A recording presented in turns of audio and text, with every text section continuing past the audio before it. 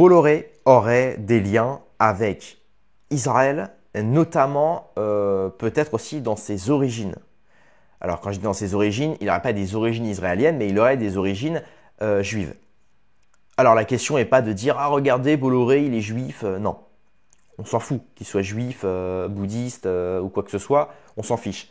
Par contre, ce qui est étrange, c'est que les médias, la presse, les politiciens, les journalistes et les gens de manière générale nous présentent constamment Bolloré comme un fervent défenseur de la France, catholique, breton.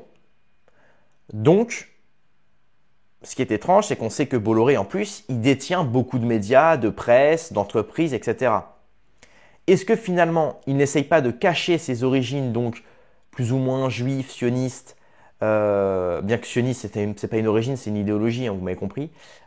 Est-ce qu'il n'essaye pas de cacher tout ça par justement ces médias qui sont assez mainstream, très connus, CNews et compagnie, justement pour ne pas porter atteinte justement à son image de catholique français de droite qu'il essaye de garder de manière constante pour vendre justement à tout le camp patriotique de droite bah regardez, je suis un milliardaire avec vous, je suis catholique, je suis breton, je suis de votre côté, alors qu'en fait, il aurait plus des intérêts sionistes pro-israéliens que des intérêts français, catholiques et du message du Christ, littéralement. On va voir ça dans cette vidéo. Encore une fois, c'est des vidéos auxquelles je vais réagir. Ce n'est pas mon avis personnel. Moi, je vais que réagir à des vidéos. Je vais essayer justement de décortiquer le vrai du faux, voir les tenants et les aboutissants. C'est justement tout le travail de mes vidéos. C'est pour ça que je vous incite à mettre un pouce bleu pour m'aider à lutter contre la censure et justement pour me soutenir mon travail et à vous abonner. À l'heure actuelle, il reste moins de 50 abonnés avant d'avoir les 100 000 abonnés. C'est juste dingue. Je vous en remercie infiniment. Allez, c'est parti. On va d'abord se regarder cette petite vidéo. Tout est relié, les amis. Tout vous sera dévoilé. On y est. Voilà, on comprend mieux le discours et la politique de CNews. Tout s'explique. De quoi s'agit-il? Regardez bien. Attention, anomalie, anomalie. Vous le connaissez, lui, Vincent Bolloré, patron de CNews. L'industriel breton est catholique.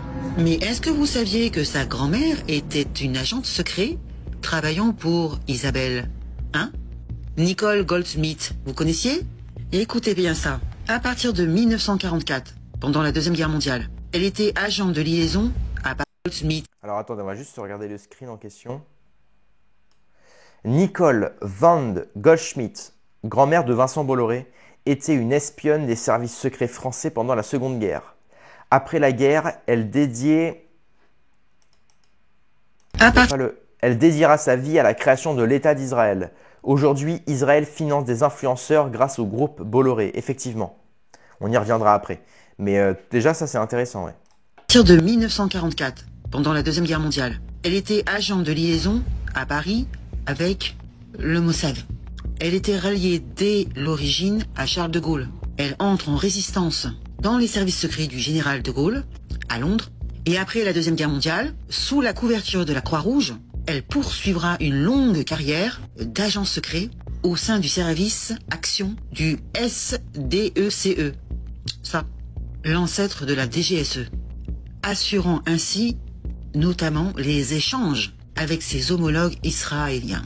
Alors il faut savoir que cette femme a caché sa vie d'agent secret à sa famille. Et cerise sur le gâteau, il faut savoir aussi qu'elle était une très bonne amie d'Edmond de Rothschild. D'ailleurs, ce dernier avait à l'époque renfloué la papeterie Bolloré. Il a même engagé Vincent Bolloré comme directeur adjoint. T'as compris ou pas? En clair, Vincent Bolloré a travaillé tout jeune dans la banque Rothschild. Tiens, ça vous rappelle pas quelqu'un? C'est quand même fou que dès lors qu'on s'approche de cette famille Rothschild, c'est magique, on a une carrière fulgurante. Oui, il y est rentré à l'âge de 23 ans. Oui, la famille Rothschild est un allié de la famille Bolloré. Voilà. On peut pas être plus clair. Mais surtout quand on voit dans les médias, sur CNews, le soutien inconditionnel pour Nicolas Sarkozy. Tiens donc.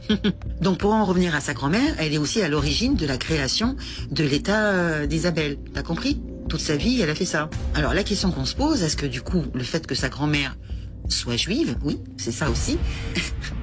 C'est ça qu'il faut comprendre. Est-ce que lui-même, du fait de s'aligner, il l'est aussi? Est-ce que c'est par la mère? Mais est-ce que c'est aussi par la grand-mère? Je ne sais pas. c'est aussi un soutien de Anne Hidalgo. Ah oui, vous le saviez pas ça? Oui, il avait voté pour elle en 2013. Il s'en est pas caché, hein. Par contre, est-ce que vous saviez que, bon, il a un fils qui s'appelle Yannick Bolloré? Et est-ce que vous saviez que un de ses fils, Cyril, s'est concentré sur les batteries et véhicules électriques et que son autre fils est PDG de la société Havas? Vous connaissez cette société? Oui, il faut savoir que des influenceurs américains sont payés pour soutenir avec enthousiasme le gouvernement isabélien. T'as compris? Défendre l'indéfendable. Donc le groupe français Havas, et appartient à Bolloré, est payé pour donner corps à cette idée. T'as compris? Donc on a appris que des influenceurs ont été recrutés pour diffuser la propagande du gouvernement isabélien contre rémunération autour de 7 000 $ le poste. Alors le projet s'appelle Projet Esther, qui est totalement géré par Havas Media, qui passe contrat avec d'autres sociétés pour recruter des influenceurs. Il faut savoir que Havas est implanté partout dans le monde. Donc Havas, la branche allemande, a passé contrat avec, entre autres, Bridge Partner, LLC, qui est une entreprise américaine, qui contribue à la promotion des échanges culturels entre les États-Unis et Isabelle. Donc Bridge Partner n'est pas la seule entreprise américaine en contrat avec Havas pour promouvoir le narratif pro-isabélien. Il y a 3 autres grandes sociétés, comme Stagwell depuis août 2025, qui déclare fournir des conseils sur les relations médias. En fait, on apprend qu'il a été engagé par Havas pour le compte du gouvernement isabélien, afin de conduire des sondages d'opinion auprès de la population de divers pays européens, dans le but de permettre à Israël d'affiner sa communication. Cependant, elle est également soupçonnée d'utiliser des réseaux de bots sur les réseaux sociaux pour amplifier le narratif pro-isabélien. Et t'en as 2 autres que je vous mets là, qui font exactement la même chose. Et vous avez là le nom de tous les influenceurs américains qui ont été payés pour ça, qui ont participé le 26 septembre dernier à New York avec Netanyahu. Leur contrat, c'est de publier environ 25 à 30 éléments de contenu par mois sur Instagram, TikTok et d'autres plateformes. D'où on comprend bien pourquoi ils ont racheté TikTok. Donc vous avez compris, le fils de Bolloré, Yannick Bolloré, est le PDG de cette société qui promeut justement ce narratif pro-isabélien au plan de com. Bon, comme ça c'est clair, on peut pas trop en dire, mais c'est... vous le trouvez sur le net, hein, il s'en cache pas, il y a rien de... C'est en toute transparence. Comme ça, vous allez comprendre pourquoi vous avez un narratif anti-musulman sur CNews toute la sainte journée, hein? Le voile, la baya...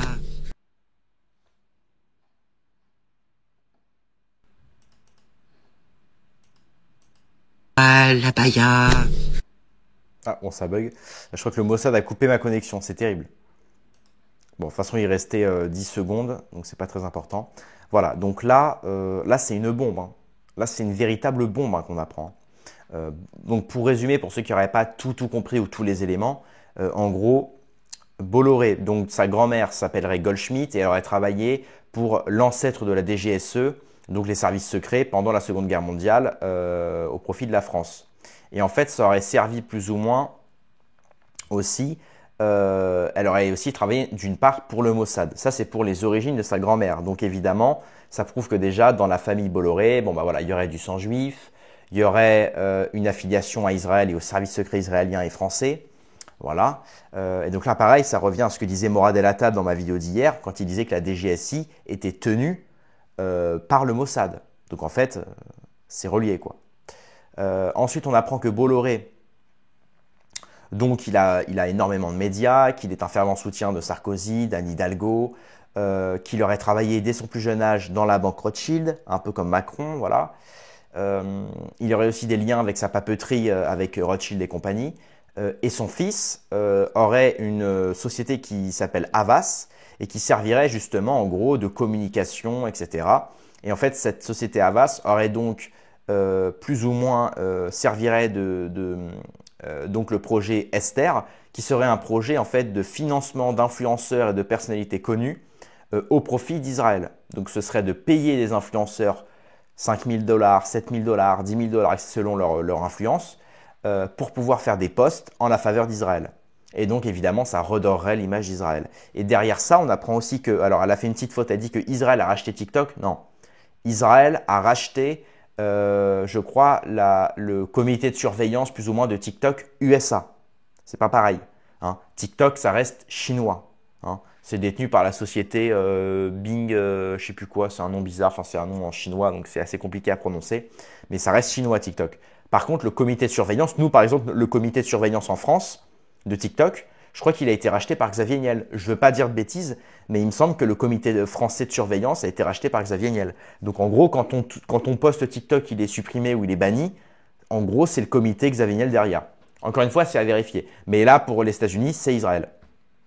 Donc évidemment, on voit qu'il y a une propagande massive sur les réseaux sociaux de tentatives d'israélisme ou de séduire les jeunes vers l'israélisme parce que ça marche plus quoi. Parce que l'israélisme qu'on apprend dans les cours d'histoire avec le peuple juif a souffert, donc dans tous les cas, il faut être du côté des juifs dans l'histoire. Mais maintenant, quand il s'agit de tuer des Palestiniens, des femmes et des enfants, ça marche plus. Le bouclier de la Seconde Guerre mondiale ne marche plus. C'est horrible ce qui s'est passé pendant la Seconde Guerre. Mais ça ne justifie pas de faire la même chose, voire pire, aux Palestiniens. Aux Palestiniens. Ça ne justifie en aucun cas. Je suis désolé, la jeunesse, en plus, la jeunesse est souvent, elle est très portée par le cœur. On est très émotionnel quand on est jeune. Donc forcément, ça touche très très vite les jeunes. Donc ça passe pas. Voilà, c'est évident. Donc là, on a Jolville qui fait un excellent tweet. Dans les années 50, les Bolloré recevaient Pompidou, Sagan, Rothschild sur leur yacht à Saint-Tropez ou dans leur hôtel près du bois de Boulogne à 5 minutes à pied du siège de service Action de la SDECE, donc là où travaillait la grand-mère de Vincent, Nicole Goldschmidt, donc l'ancêtre de la DGSE. Ensuite, on a donc Bolloré gère la Hasbara numérique. Selon des révélations de la presse américaine, le gouvernement israélien a lancé une campagne secrète baptisée Projet Esther pour payer des influenceurs jusqu'à 7 000 $ le poste afin de diffuser sa propagande en ligne. L'opération est pilotée par une branche allemande de Havas Media, filiale du groupe dirigé par Yannick Bolloré, une tentative massive d'influencer l'opinion publique vers des réseaux sociaux en toute discrétion.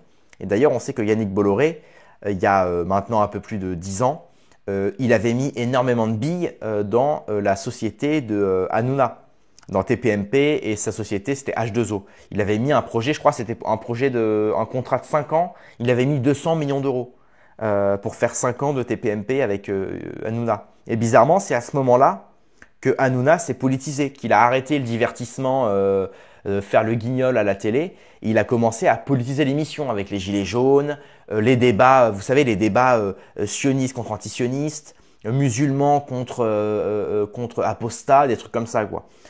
Toujours des clivages exprès, tu sais, quand il invite Jean Messia et l'autre, comment il s'appelle, là, le mec un peu joufflu, là, comment il s'appelle, là, bon, j'ai plus son nom. Qui fait des spectacles. J'ai plus son nom.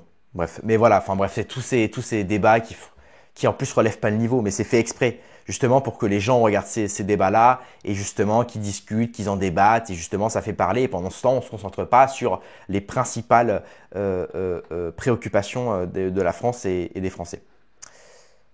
Voilà. Donc je pense que maintenant, vous savez tout sur Bolloré. On a enfin, parce que pendant des années, on ne savait pas trop si Bolloré, est-ce qu'il avait des liens avec Rothschild, Goldschmidt, etc. Maintenant, c'est clair, voilà. Sa grand-mère, Goldschmidt, Bolloré a travaillé chez Rothschild à 23 ans et son fils a une société dans laquelle il investit pour payer des influenceurs pour faire la propagande israélienne. C'est clair et net. Le débat est conclu. S'il vous plaît, partagez cette vidéo partout les amis. Il faut que tout le monde soit au courant. Twitter, WhatsApp, Telegram, je sais que beaucoup de gens sont sur Telegram, X, etc. Allez-y les amis. Voilà, c'est tout pour cette vidéo. Merci de l'avoir suivi. Rendez-vous dans quelques heures ou à demain pour une prochaine vidéo. Paix et mort sur mes amis et mes ennemis et surtout sur mes ennemis.